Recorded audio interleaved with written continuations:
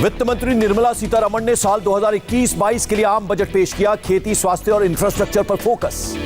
किसानों को मोदी सरकार का तोहफा। पेट्रोल पर 2.5 रुपए प्रति लीटर और डीजल पर 4 रुपए का लगेगा एग्री इंफ्रासेस।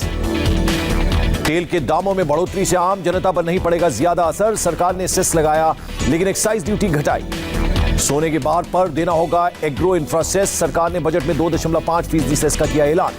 विदेशी सेब पर 35, विदेशी काबुली चने पर 30, नारियल तेल पर 20% सेस। विदेशी सोयाबीन और सूरजमुखी तेल पर भी लगाया गया सेस। स्वास्थ्य बजट में की गई 137% की वृद्धि। 2,38,000 करोड़ रुपए आवंटित। कोविड वैक्सीन के लिए 35,000 करोड़ का ऐलान। वित्त मंत्री ने कहा कोविड का मुकाबला करने के लिए जीडीपी का 13% खर्च हुआ। जल्दी ही 2 और टीके भी मिलने की जताई उम्मीद। बजट में पीएम आत्मनिर्भर स्वास्थ्य योजना का तोहफा। योजना पर अगले 6 सालों में 64,180 करोड़ रुपए का आएगा खर्च। सरकार ने हेल्थ इंफ्रास्ट्रक्चर पर बजट बढ़ाया। गांव में 17,000, शहर में 11,000 हेल्थ सेंटर बनाने का लक्ष्य। रक्षा बजट के लिए वित्त मंत्री ने की 4,78 करोड़ रुपए की घोषणा। रक्षा मंत्री राजनाथ सिंह ने की तारीफ। राष्ट्रीय रेल योजना 2030 का भी ऐलान। रेलवे के लिए बजट में 1.10 लाख करोड़ का प्रावधान। वित्त मंत्री बोली बिजली से ज्यादा ट्रेनें चलने पर सरकार का जोर। बिजली से चलने वाली 72% ट्रेन बढ़ाएंगे। देश में 2 तरह की मेट्रो सेवा शुरू करने की योजना। वित्त मंत्री बोली मेट्रो लाइट और मेट्रो नियो सेवा शुरू होगी। बीमा सेक्टर में 74% विदेशी निवेश को अनुमति। एफडीआई 49% से बढ़ाकर 74% किया गया। वित्त मंत्री ने कहा डूबने वाले बैंकों को बचाएगी सरकार। सरकारी बैंकों के लिए 20,000 करोड़ का बजट। 2 सरकारी और 1 बीमा कंपनी का होगा विनिवेश। 2021 में आएगा LIC का IPO। अगले साल तक कई PSUs का होगा विनिवेश। वित्त मंत्री ने कहा विनिवेश से सरकार का 1.75 लाख करोड़ मिलेंगे। 75 साल के बुजुर्गों को इनकम टैक्स रिटर्न भरने से छूट। पेंशन और ब्याज से ही हो आए तो नहीं भरना होगा ITR। वित्त मंत्री के बजट से मिडिल क्लास को नहीं मिली राहत। सरकार ने आयकर टैक्स स्लैब में नहीं किया कोई बदलाव।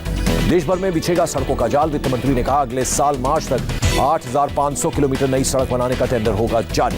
वित्त मंत्री ने NHAI में विदेशी निवेश लाने की कही बात। 2022 तक केरल में 1100 किलोमीटर हाईवे बनाने का दावा। बजट में पश्चिम बंगाल में राजमार्ग के लिए 25,000 करोड़, असम को 34,000 करोड़ देने की घोषणा। पब्लिक बस सेवा के लिए नई योजना लॉन्च। बजट में सिटी बस सर्विस के लिए 18,000 करोड़ का आवंटन। लोहे, स्टील और तांबे के सामान होंगे सस्ते। विदेशी मोबाइल और चार्जर के साथ विदेश से आने वाले ऑटो पार्ट महंगे होंगे। विदेश से आने वाले कपड़े भी अब होंगे महंगे। विदेशी रत्न खाने वाले तेल महंगे होंगे। सरकार ने 1 साल में 50 लाख से ज्यादा के सामान की खरीद पर 1% TDS लगाया। 10 करोड़ से ज्यादा कारोबार के मामले में ही होगा लागू। वित्त मंत्री बोली सरकार ने 5 मिनी बजट के बराबर दी राहत। 80 करोड़ लोगों को मुफ्त अनाज दिया। 8 करोड़ लोगों को फ्री रसोई गैस मिली। वित्त मंत्री ने कहा सरकार किसानों के कल्याण के लिए प्रतिबद्ध। 1000 मंडियों को ENAM से जोड़ा जाएगा। सरकार ने 2020-21 में अब तक 75,060 करोड़ रुपए का गेहूं MSP पर खरीदा। 1,72,000 करोड़ की धान खरीद भी हुई।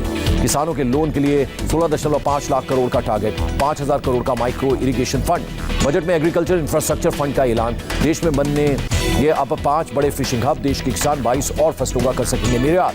एक देश एक राशन कार्ड पर सरकार का जोर। स्कीम 32 राज्यों और 1 केंद्र शासित प्रदेश में लागू। देश के हर घर तक पेयजल पहुंचाने के लिए सरकार का बड़ा ऐलान। जल जीवन मिशन के लिए 2,87,000 करोड़ रुपए का प्रावधान। गर्भवती महिलाओं और बच्चों के पोषण संबंधी सुधार पर सरकार का जोर।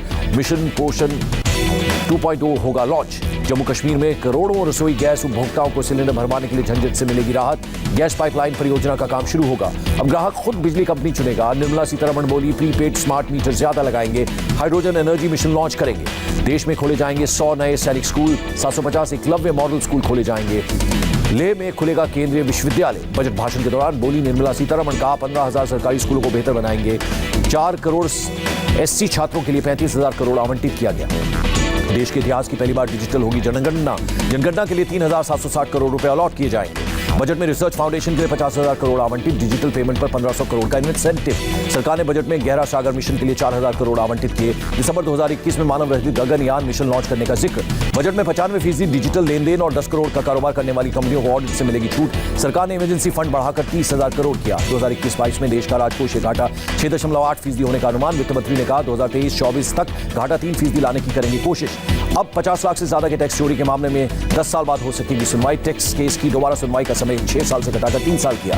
पीएम मोदी ने बजट को आत्मविश्वास वाला बताया। कहा ऐसा बजट बहुत कम देखने को मिलता है। पीएम मोदी ने कहा इस बजट के दिल में गांव और किसानों की आय बढ़ाने पर है फोकस। बजट में APMC मंडियों का और मजबूत करने का प्रावधान। पीएम मोदी ने दी जानकारी। पीएम मोदी ने बजट को युवाओं को नए अवसर देने वाला बताया। कहा बजट से सकारात्मक बदलाव आएगा। पीएम मोदी ने कहा इंफ्रास्ट्रक्चर इंडस्ट्री इन्वेस्टर पर जोर। नियम और प्रक्रियाओं को सरल बनाया गया। बजट पर बोले कृषि मंत्री नरेंद्र सिंह तोमर, मोदी सरकार किसानों के लिए प्रतिबद्ध। रक्षा मंत्री राजनाथ सिंह ने उम्मीद से बेहतर बजट करार दिया, कहा पहले भी 5 मिनी बजट हुए थे पेश, लोगों को नहीं थी ऐसे बजट की उम्मीद। बजट पर राहुल गांधी की तल्ख टिप्पणी, कहा बजट में देश की संपत्तियों को पूंजीपति मित्रों को सौंपने का प्रावधान। केंद्रीय मंत्री स्मृति ईरानी ने राहुल गांधी पर साधा निशाना, कहा बजट से राहुल कैसे खुश होंगे, किसानों को वाया जीजा जी पैसा जाता तो खुश होते। बजट पर बोले केंद्रीय मंत्री रविशंकर प्रसाद, इलेक्ट्रॉनिक्स क्षेत्र में भारत दुनिया में नंबर 1 बनेगा। रविशंकर प्रसाद ने राहुल गांधी को दी चुनौती, कहा है हिम्मत तो सदन में बजट पर करें बहस। यूपी के सीएम योगी आदित्यनाथ ने बजट को व्यवहारिक बताया, कहा बजट में समाज के हर तबके के लिए प्रावधान। कांग्रेस नेता कपिल सिब्बल ने बजट में किसानों के लिए ऐलान पर जताई निराशा, कहा आंकड़ों से खत्म नहीं होगा आंदोलन। बजट पर कांग्रेस नेता अधीर रंजन चौधरी की टिप्पणी, सरकार ने खुद को बचाने के लिए निजीकरण की पकड़ी राह। अधीर रंजन चौधरी ने बजट को रोड फॉर वोट वाला बताया, कहा सरकार देश को बेचना चाहती है।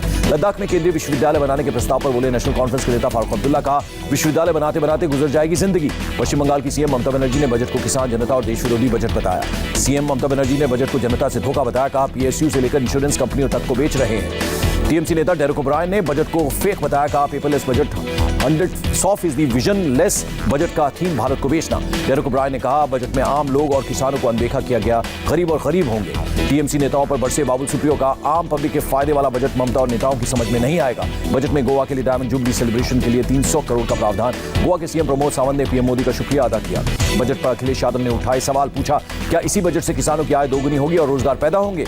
बजट पर बोले केंद्रीय मंत्री नितिन गडकरी, बजट में किसी भी राज्य के साथ अन्याय नहीं हुआ। इंडिया टीवी से बातचीत में बोले केंद्रीय मंत्री नितिन गडकरी, स्क्रैप पॉलिसी 15 दिनों के अंदर घोषित करूंगा। नितिन गडकरी ने कहा देश भर में 15 से 20 साल पुरानी करीब 1 करोड़ गाड़ियां स्क्रैप की जाएंगी, पॉल्यूशन कम होगा, इकोनॉमी बढ़ेगी। आरजेडी नेता तेजस्वी यादव ने बजट को विकास नहीं देश को बेचने वाला बताया। एलजेपी नेता चिराग पासवान ने बजट को संतुलित कहा कोरोना महामारी के बावजूद इससे संतुलित बजट नहीं हो सकता। केंद्रीय मंत्री अश्विनी चौबे ने बजट को आत्मनिर्भर भारत को मजबूत करने वाला बताया, कहा सभी सेक्टर्स का रखा गया ध्यान। स्वास्थ्य क्षेत्र के लिए बजट में बढ़ोतरी पर स्वास्थ्य मंत्री डॉक्टर हर्षवर्धन ने जताई पीएम मोदी के नेतृत्व में सपना साकार हुआ। स्वास्थ्य क्षेत्र के लिए बजट में बढ़ोतरी पर डब्ल्यूएचओ ने भी जताई खुशी। डॉक्टर पूनम खेत्रपाल सिंह ने कहा स्वास्थ्य प्रणाली को मजबूत करने की प्रतिबद्धता को दर्शाता है।